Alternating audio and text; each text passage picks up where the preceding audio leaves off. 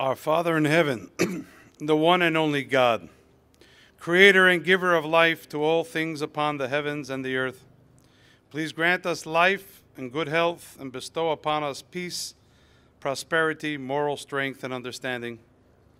Bless the President and the First Lady, the Vice President and Mrs. Pence, the administration, and all the nation's leaders, that they may lead us in a way which will please you and fulfill your will, and earn us continued blessing upon our great nation. As the words of the Almighty to King Solomon in Chronicles 2, words remembered so often at events like this one and across the nation, about when his people, Israel, will turn back to him in difficult times. He said, I will heal their land. Now my eyes will be open and my ears will hearken to the prayers of this place. The place of which God spoke then, over 2,000 years ago, was the sanctuary in the Holy Temple in Jerusalem. The Lubavitcher Rebbe, Rabbi Menachem M. Schneerson of sacred memory, teaches us that even today in the diaspora, and as that temple is no more, the timeless message endures, that we all have the challenge and the ability. We can, and therefore we must, create within our hearts and our own lives, if even a small sanctuary where the Almighty can dwell, and through that help bring more light, love, goodness, and kindness to so many people as we might merit. Prayer is a serious thing, as it offers the greatest or simplest person, even a child, or perhaps especially a child, a path to communicate directly with He who has created us all. It also reminds us as a nation that faith in our Creator and His guidelines which illuminate our path in life are the glue which ultimately holds us all together as a just society. We remember on this special day in the Jewish calendar, Lag BaOmer, the great sage Rabbi Shimon Bar Yochai the Rashbi, who brought so much love, inner meaning, and teachings to life's journey, and inspired us to embrace the world we live in with mutual respect and work to make it better and more heavenly every day. So on this day, dear God, as we turn to you in prayer, please countenance the sanctuary we build in our lives as we serve only you, and with your kind open eyes and ears which hearken to the prayers of the place we are, please do heal this land, our land. Let us see and share with humility the great sparkle of our nation which is called by your name, as with liberty and justice for all we are, indeed, one nation, under you, God, indivisible. And so we need your help and guidance today and every day, as we must navigate forward together in the choppy waters of our world and our times. Let us merit very soon the day for which we have been praying for so long, when you will finally bring understanding, healing, peace, and redemption for all of mankind with the arrival of Mashiach, our righteous Messiah. As a Jew, so mindful of my forebears and their tribulations, I am deeply grateful to the President for this invitation and for the opportunity this gives me to publicly offer this prayer freely from my heart and according to my own faith. God bless America and all those who agree, bearing in mind, of course, the men and women serving in our military, stateside and abroad at the tip of the spear. Let us bless them all, pray for them, and all who agree, please say, Amen.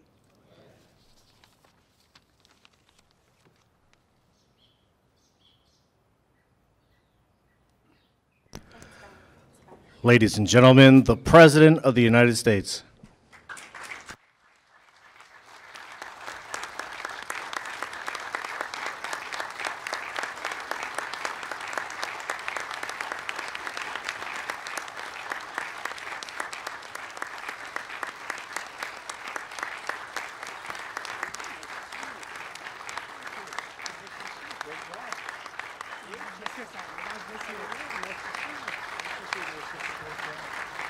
Thank you very much. See you again. Nice to see you again. Mr. President, great to meet you. You can give me a graduation, right? You're doing good. Thank you very much, everybody. Thank you. Please, thank you very much. What a day, what a beautiful day, and our country is doing very well. You'll see some very good announcements very shortly. It's wonderful to be here on this glorious spring morning as we celebrate the National Day of Prayer at the White House in the Rose Garden.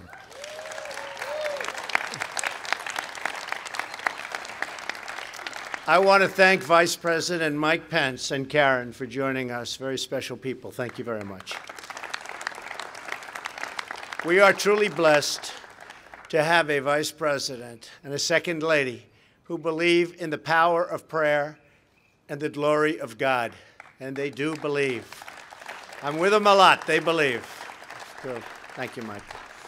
Thanks also to the members of the Cabinet who have joined us today, along with so many amazing faith leaders from across the country, including my good friend, Paula White, who's done such an incredible job. Paula? Paula, stand, Paula. Thank you, Paula. And the president of the National Day of Prayer, Dr. Ronnie Floyd. Thank you. Thank you, Doctor. Thank you. Thanks, Ronnie.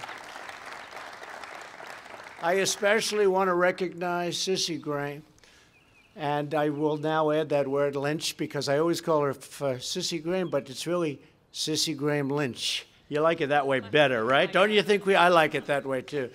I like it that way because you're married to a great gentleman, a fantastic man. So, Sissy, thank you very much for being here. We appreciate it very much. Priest Narayanachar, Sister Bingham, Chaplain Agbera, Rabbi Shemtov, Cardinal Wuerl, and the Hope Christian Church Choir. I heard you, by the way, right inside the Oval Office.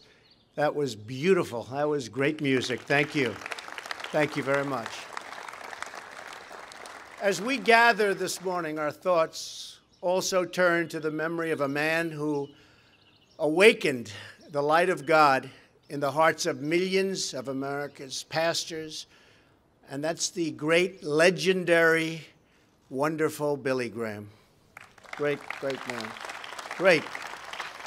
So, Sissy, I want to thank you for carrying on your grandfather's incredible, towering legacy. Today we remember the words of Reverend Graham. Prayer is the key that opens us the treasures of God's mercies and blessings. Always beautiful. And when he said it, it meant so much. When I say it means something, but I liked when he said it better. Right? I think he did that a little better than I do. Reverend Graham's words remind us that prayer has always been at the center of American life because America is a nation of believers. Right? So true. The prayers of religious believers helped gain our independence, and the prayers of religious leaders like the Reverend Martin Luther King, great man, helped win the long struggle for civil rights. Faith has shaped our families, and it's shaped our communities. It's inspired our commitment to charity and our defense of liberty. And faith has forged the identity and the destiny of this great nation that we all love.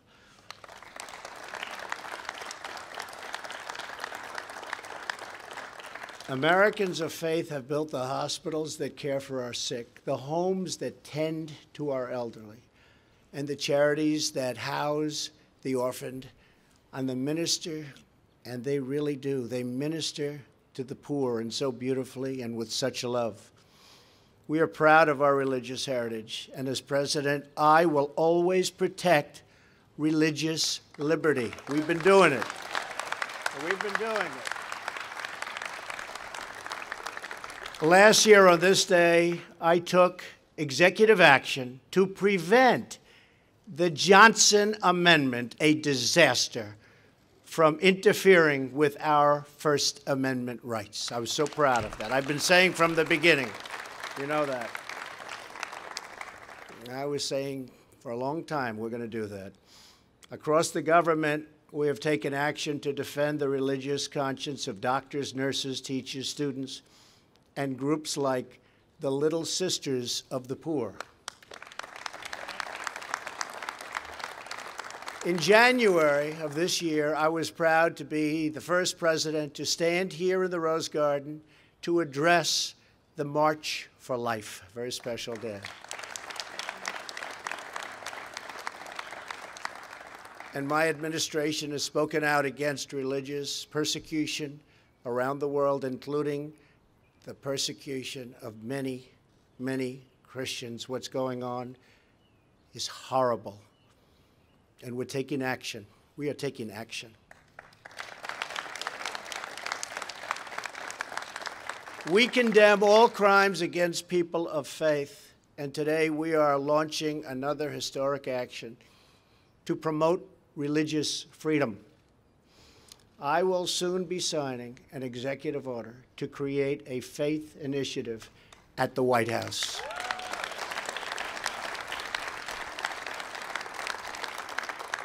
Thank you very much. The Faith Initiative will help design new policies that recognize the vital role of faith in our families, our communities, and our great country. This office will also help ensure that faith-based organizations have equal access to government funding and the equal right to exercise their deeply held beliefs. We take this step because we know that in solving the many, many problems and our great challenges, faith is more powerful than government, and nothing is more powerful than God.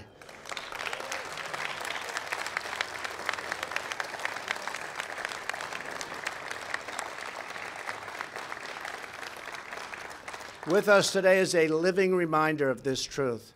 His name is John Ponder from Las Vegas, Nevada. Where's John? Come on up here, John. Get up here, John.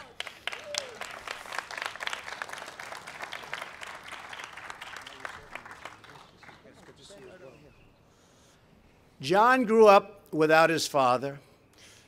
As he tells it, my mother was strong, but she wasn't able to keep us out of the gangs and off the streets, right? John was in and out of jail for years until at age 38, he was arrested for bank robbery. You don't look like a bank robber, John. It's come a long way. John soon ended up in federal prison, relegated to solitary confinement. That's where God found him. John began to read the Bible and listen to Christian radio, right? So incredible. Incredible. One morning at 2 a.m., he woke up to the voice of the great Billy Graham. Reverend Graham's words came through the airwaves. Jesus wants to be Lord of your life. That night, John dedicated his life to Christ.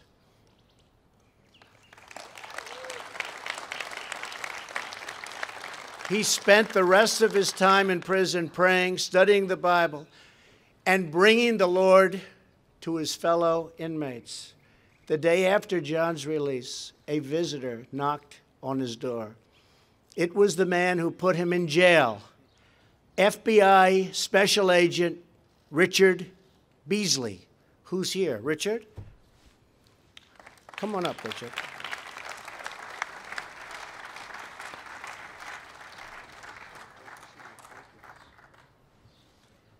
I want you to know that I've been praying for you very strongly. He said that.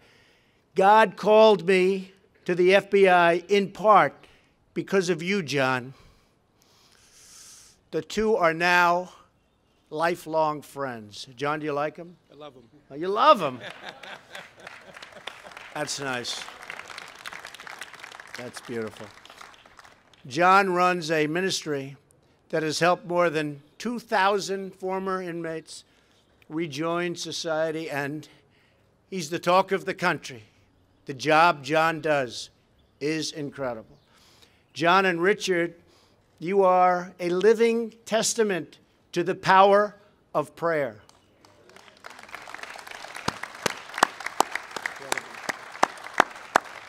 Your story reminds us that prayer changes hearts and transforms lives. It uplifts the soul, inspires action, and unites us all as one nation under God. So important. And we say it here, you know? A lot of people, they don't say it. But you know what? They're starting to say it more, just like we're starting to say Merry Christmas when that day comes around. You notice the big difference between now and 2 or 3 years ago? It was, Paula, it was going in the other direction rapidly, right? Now it's straight up. Our country was founded on prayer. Our communities are sustained by prayer. And our nation will be renewed by hard work, a lot of intelligence, and prayer. Today we gather to remember this truth. We thank God for the faith of our people. We praise God for the blessings of freedom. And we ask God to forever bless this magnificent land that we all love so much, America. Thank you. God bless you, and God bless the United States. Thank you, everybody. Thank you very much. Thank you, John. Thank you.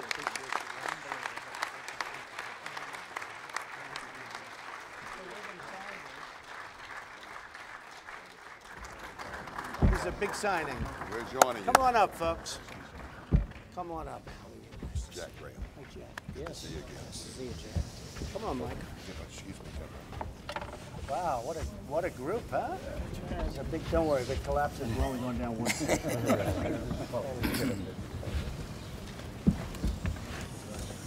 That's great. This is a good one. Couldn't we get some more people? Hi, everybody. Come on up. This is history. This is history. Come on up. right here. Yes, sir. And he wants to bring some more people up on the stage.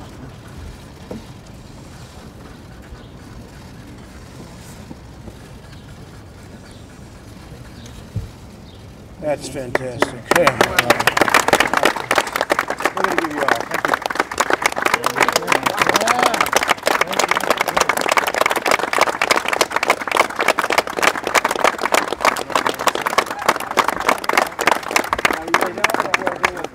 But we'll get for everyone. What are you pass them? Mr. Vice President. Go ahead, pass them around.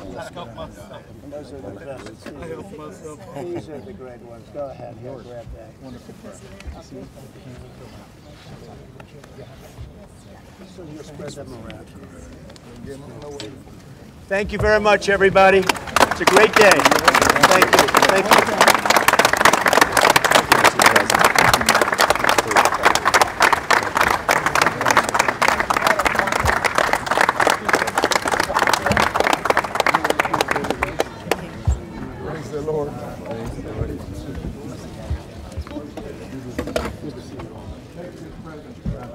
Thank you. God bless you.